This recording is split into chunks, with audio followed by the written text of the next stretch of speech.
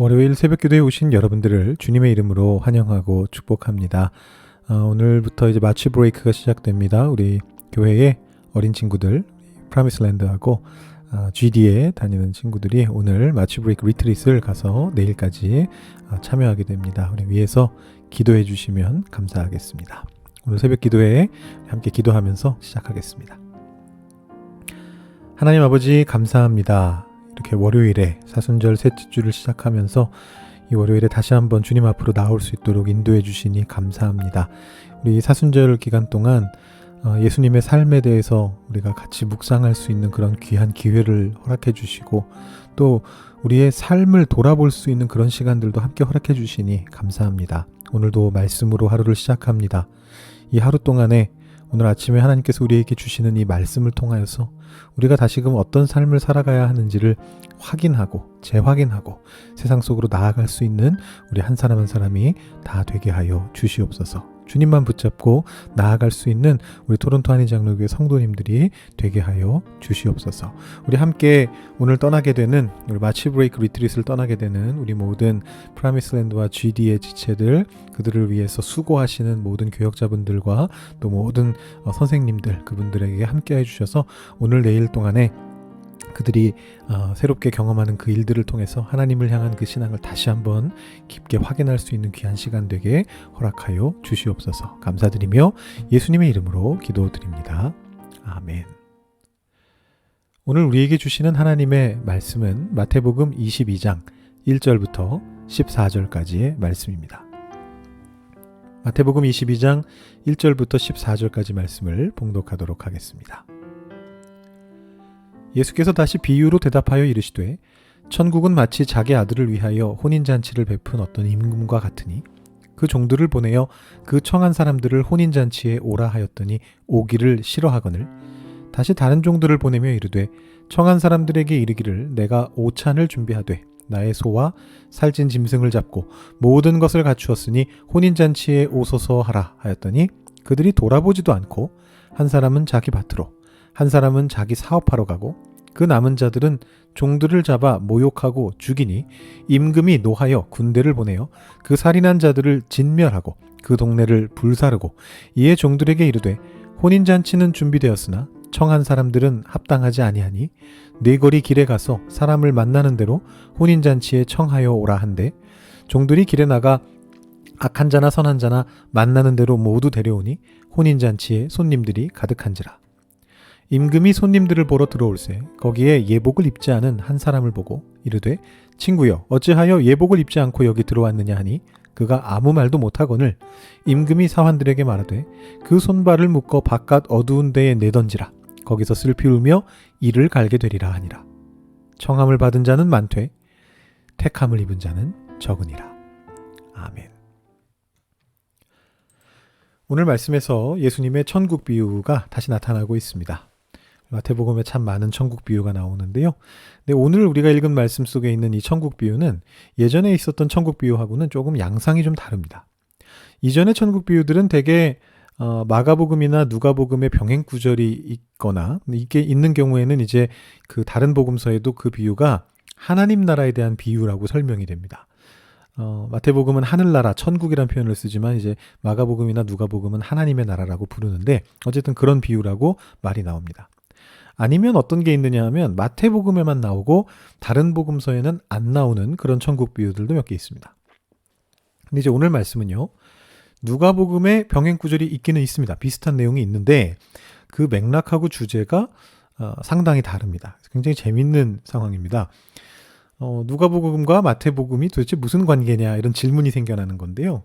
물론 뭐 예수님께서 거의 같은 비유를 서로 다른 상황 속에서 다른 맥락 속에서 두 번 예시로 드셨을 수도 있겠습니다만 그것보다 훨씬 더 가능성이 높은 것은 뭐냐 하면 예수님께서 말씀하셨던 어떤 하나의 비유를 누가와 마태가 자기들이 전해받은 대로 자신들의 상황 속에 적용했다라고도 그렇게 볼 수가 있습니다. 그리고 사실은 그렇게 생각할 만한 근거가 있습니다. 마태의 버전은 마태의 생각이 들어가 있고요. 실제로 누가의 버전을 보면 누가의 생각이 그 안에 들어가 있습니다. 이런 말씀들은 사실 이 차이점들을 마태복음하고 누가복음 본문을 서로 이렇게 비교하면서 보면은 또 굉장히 재미가 있을 수가 있거든요. 근데 이걸 새벽 기도회에서 하기에는 좀 어려움이 있을 것 같습니다. 이게 아무래도 이렇게 좀 화면도 좀 있고 앞에 이렇게 여러 가지 말씀들을 번갈아 비교하면서 좀 보여도 드리고 좀 긴 시간 동안 자세하게 설명하면 좋은 그런 본문인데요. 제가 다음에 한번 기회를 만들어 보기로 하고요. 오늘은 좀 아쉬운 대로 우리가 마태복음을 계속 묵상하고 있으니까 그 흐름대로 마태복음의 맥락에 초점을 맞춰가지고 오늘 비유를 한번 살펴보도록 하겠습니다. 2절을 보시면 천국은 마치 이렇게 나오고 있습니다. 이 표현은 뭐 마태의 시그니처라고 할 수 있죠. 우리가 흔히 이런 것들을 시그니처라고 하는데 이 말이 딱 나오면 이건 마태 거구나 라는 생각이 바로 들 수 있습니다. 천국이란 용어 자체도 복음서 중에서는 마태만의 표현이고 그 천국 비유를 천국은 마치 무엇과 같으니 이렇게 시작하는 것도 마태의 특징 중에 하나입니다. 그리고 이제 앞에서 봤던 것처럼 마태는 천국 비유를 들 때 늘 천국을 어떤 사건이나 사람에게 빗댑니다. 뭐 장소나 상황에는 잘 빗대지 않고 어떤 사람과 같다 혹은 어떤 일과 같다 이렇게 이제 얘기를 하는데요. 오늘 말씀 같은 경우에는 천국이 임금과 같다, 왕과 같다 그렇게 이야기를 합니다. 그래서 임금이라고 하는 어떤 사람, 존재에다가 비유를 하고요.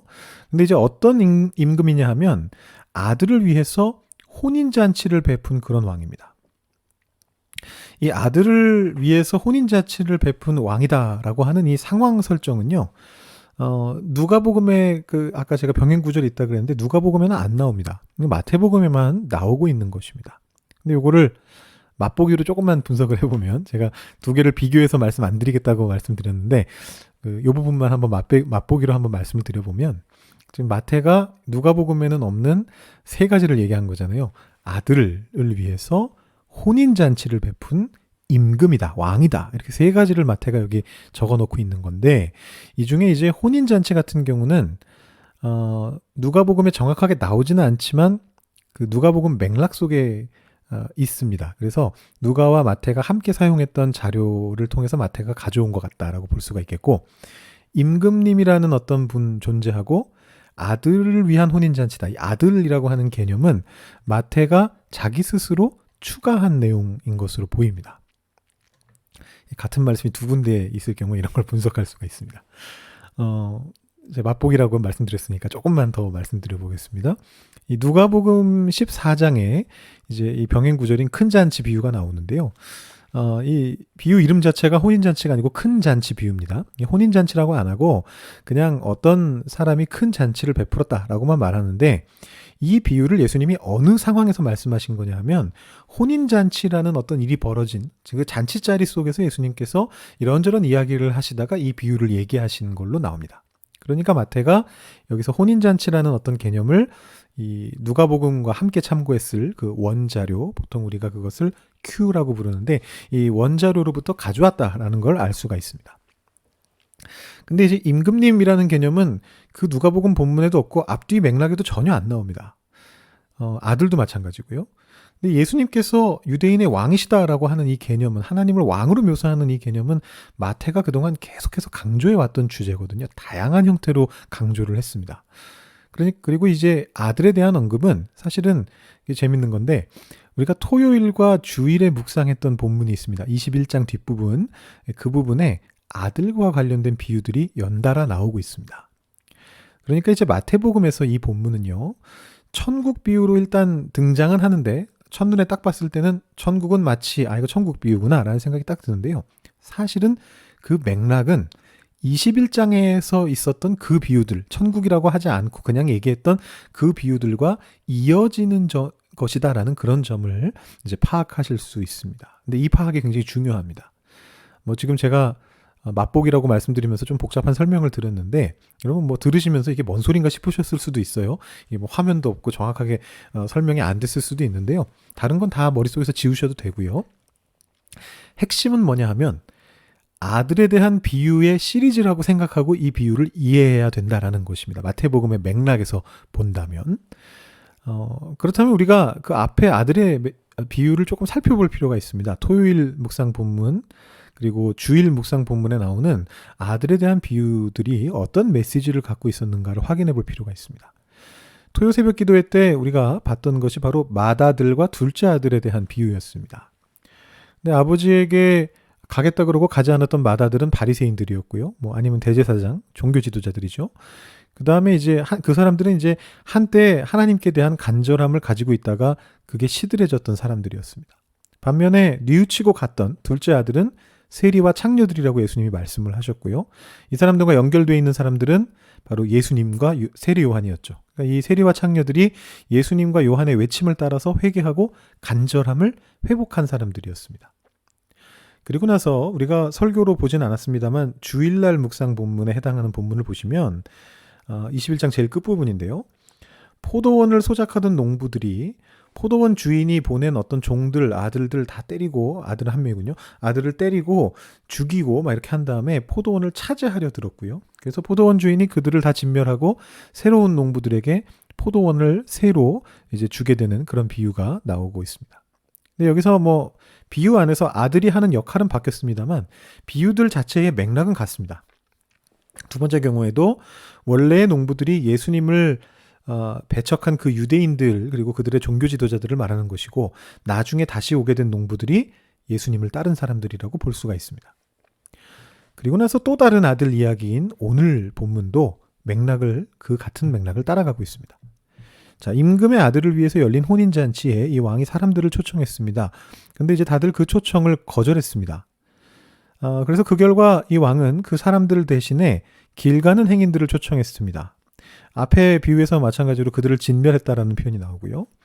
자, 이 처음 초대받았던 사람들은 분명히 유력자들이었겠죠. 임금의 잔치에 참여할 수 있는 사람들이니까요. 그리고 나중에 초대받은 사람들은 그냥 지나가는 행인들이었습니다. 그렇기 때문에 앞의 비유들에서와 마찬가지로 여기서 초청을 받았지만 가지 않았던 이 유력자들, 그래서 진멸당한 이 사람들은 예수님을 배척한 그런 유대인들 또는 그들의 종교 지도자들입니다. 그리고 그 이후에 잔치에 초대된 행인들은 예수님을 따른 사람들입니다. 그런데 이제 오늘 비유는요, 앞의 두 비유보다 조금 더 복잡하게 짜여져 있습니다. 길 가는 행인들이 이 악한 자와 선한 자로 나뉘는 걸로 이렇게 지금 얘기가 나오고 있습니다. 그래서 이 악한 자는 누구고 선한 자는 누군가? 악한 자가 어떻게 이 잔치에, 혼인잔치에 천국에 초대를 받을 수가 있는가? 이런 생각이 드실 수가 있는데 이 표현을 우리가 두 가지 정도로 생각해 볼 수가 있습니다. 첫 번째는 계속해서 악한 것이 아니고 원래 악했던 사람들일 것이다. 바꿔 말하면 세리와 창녀들이죠. 이 사람들은 원래 애초에 악한 자들이었습니다. 근데 이제 초대에 응했고 그러므로 이제는 악한 존재가 아닌 채로 잔치 자리에 참여하고 있는 것을 묘사한 것이다. 이렇게 해석할 수 있습니다. 혹은 어떻게도 해석할 수 있느냐 하면 일단 초대장은 다 나갔고 초대는 다 받았는데 이 초대받은 사람들 중에 적합하지 않은 존재가 있었고 그 사람들이 바로 악한 자들이다라고 표현한 것일 수도 있습니다. 이 둘 다 근데 맥락과는 어울립니다. 앞의 내용의 맥락에서 볼 때는 원래 악한 자들이었던 세리와 창녀들이 초청을 받은 것이다라고 보는 게 더 자연스럽습니다. 앞의 비유하고도 연결이 되고요. 다만 반대로 이제 이 앞 뒤쪽에 나오는 11절부터 14절에 이 본문하고 연결해 볼 때는 초대받았다고 다가 아니구나라는 내용이 나오기 때문에 또 두 번째 해석도 가능성은 있습니다. 어쨌든 여기에서는 저는 어느 쪽으로 해석하고 싶으냐 하면 이게 혼인잔치에 손님이 가득한 광경을 천국에 대한 묘사로 보고 이미 들어온 걸로 보고 이 자리에 들어왔던 이 악한 자들은 과거의 악한 자들이었다. 그래서 현재는 회개하고 이 복을 부르는 삶을 살아가게 된 사람들로 보는 게 좋겠다. 이렇게 한번 해석을 해볼 수 있겠습니다. 사실 생각해 보면 이 비유에서 복음을 거절하였던 유대인들도 다 천국의 초청은 다 받았던 사람들입니다. 바꿔 말하면 누구나 복음을 향한 초청을 다 받습니다. 14절에 보시면 청함을 받은 자는 많되 택함을 입은 자는 적다. 이렇게 예수님께서 말씀하시는데요. 이 청함을 받은 사람들 중에는 사실 모든 인류가 다 포함되어 있습니다. 사실 하나님께서 이 천국의 비유에 나오는 그 왕이 처음에 초대했던 사람들이 유대인들인 거잖아요. 유력자들인 거잖아요. 그들도 다 초대는 받았습니다. 그런데 천국에 적합한 존재로 판명되지 않는다면 그들은 택함을 입지 못할 것입니다. 오늘 예수님의 비유에서는 그것이 예복이라고 하는 개념으로 나타나고 있는데요. 악한 자든 선한 자든 지위가 높은 사람이든 길 가는 행인이든 모두에게 천국 문은 열려 있습니다. 그런데 적어도 자기 자신이 천국에 적합한 존재라는 사실을 증명은 해야 됩니다. 그 말은 무슨 얘기냐 하면 복음을 받아들이고서 그에 걸맞는 모습이 되는 거죠. 오늘 말씀을 통해서 우리가 어떻게 천국 시민이라는 사실을 증명할 수 있을지를 생각해 보면 좋을 것 같습니다. 여러분, 우리는 천국 시민권자입니다. 그렇지만 우리에게 천국 시민증은 없습니다. 캐나다 시민권자가, 저는 캐나다 시민권자가 아니라서 모르겠습니다만 본인이 시민권자임을 증명할 수 있는 증서가 있겠죠. 있을 겁니다. 어떻게 생겼는지 제가 몰라요. 하지만 증서가 있습니다. 대한민국 국민이 대한민국 국적을 증명할 수 있는 증서가 있습니다. 뭐 여권이든지 주민등록증이든지 아니면 무슨 증서, 뭐 가족관계 등록부라든지 뭐가 있습니다. 그런데 천국 시민권자에게 시민권을 증명할 수 있는 증서가 없습니다. 그렇기 때문에 우리는 천국 시민권자에 걸맞는 모습으로 살아가기 위해서 노력을 해야 되는 겁니다. 그게 예복을 걸치는 거죠. 뽐내기 위한 예복을 걸치는 것이 아니고 나 잘났어 하기 위한 예복을 걸치는 것이 아니고 내가 지금 혼인잔치에 참여하고 있다는 것을 사람들에게 알릴 수 있는 그런 예복을 걸쳐야 됩니다. 아, 저 사람 지금 혼인잔치에 참여하러 가고 있구나. 그 사실은 보여줘야 되죠. 뭐 선한 행동으로 또는 남들의 어떤 존경을 받을 수 있는 그런 어떤 삶의 태도로 오늘 하루를 여러분들께서 살아내실 수 있으면 좋겠습니다. 오늘 말씀을 읽고 들으신 우리 토론토 장로교회 모든 성도님들이 복음의 초대에 기쁘게 화답하면서 매일 선한 싸움을 싸우시며 예복을 걸치고 이 세상 속에서 천국의 시민으로 사실 수 있기를 축원합니다. 생각하시면서, 오늘 말씀 생각하시면서 우리 함께 기도하고 오늘 새벽 기도 마치면 좋겠습니다. 기도하시겠습니다.